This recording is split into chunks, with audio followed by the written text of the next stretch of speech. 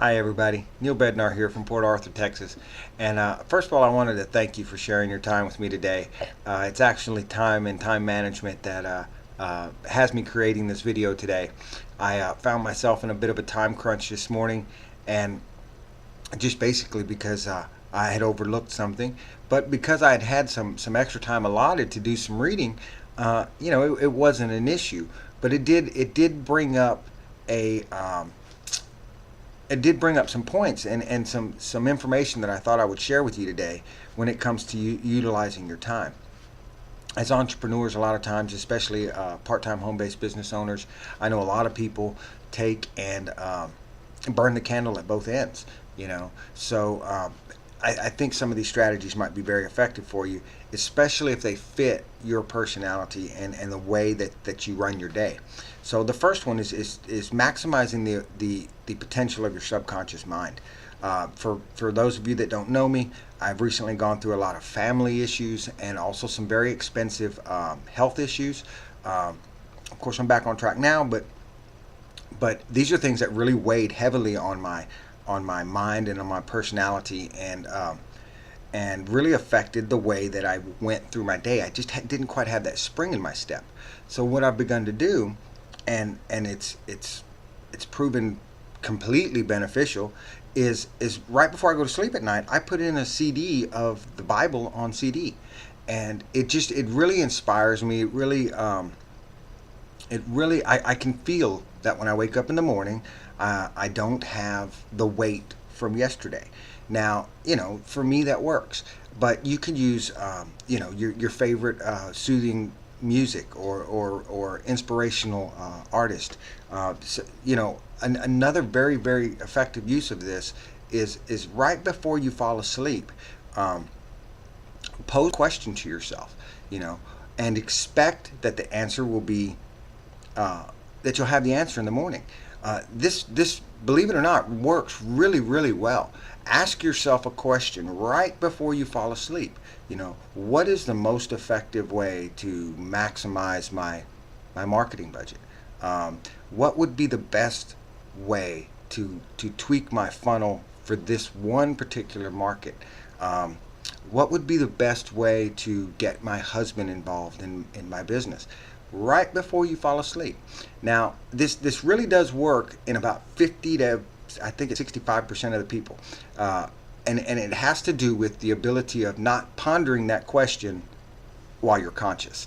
But, if don't let it keep you awake. That of course would be a waste of time. But it really does work. Your subconscious mind will work on that question right while you're sleeping. 4 to 6 hours, you're maximizing that time. So maybe 8 hours. I don't know, but you can really do that, and you can use your subconscious mind while you're sleeping. So another thing that I think that a lot of people overlook is the power of a to-do list. Most people, when they use to-do lists or when they can find their to-do lists, it's usually filled with things that are short-term, only at periods in their life when they have an extremely large amount of things to get taken care of, and or only when important events are upcoming, say a wedding or something to that effect, an event. But if you use a to-do list every day, not only does it become a habit, but you can learn to prioritize the items on your to-do list. Now, I think the ABC method is the simplest way, using the A's being the things that if you didn't get them done would A, cost you money or be detrimental to a very personal relationship. And then B's being things that you want to get done or need, need to complete from the day before, or things that you hope to start. But C's are the mundane types of things, run to the post office, mow the lawn. I think if you use your to-do list in a way where you keep your A's prioritized and do them at the times of day when you are best, at your best. Some people aren't morning people, some people aren't evening people. But if you use that to-do list in that way, do the effective things or do the most important things when you are at your highest level of effectiveness. So that is one way to really, really take advantage of your time. Not only will you see yourself getting more done, but you'll probably see yourself getting more of the important things done. When when you use your to-do list in a manner of, like, people are always talking about straightening your desk or doing mundane things that prevent you from getting done with the great big things. It looks like you're getting a lot done, but they're really, they're unimportant things. So when you find yourself doing that, you have to ask yourself, what is it about that A item? And for me, and probably with most people, what you'll find is that that A item is something that you've never done before. It's something that takes a little more skill, or might take, you're asking for help from somebody. It might take you dealing with somebody who you normally try not to deal with. So they're typically harder things, which of course is what makes them more important.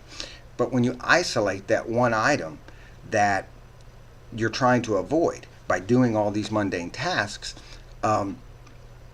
you open up your mind for the creativity to avoid that one particular item, and you can get started on that A important project that is gonna again really take your action and take your time management to the next level.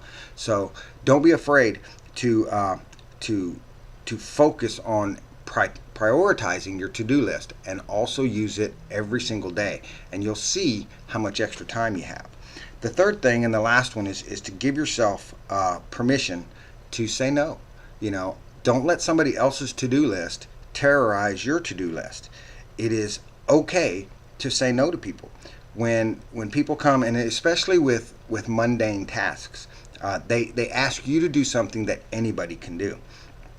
Don't be afraid to say, politely, that, let me check my schedule, and I will get back with you just as soon as I can.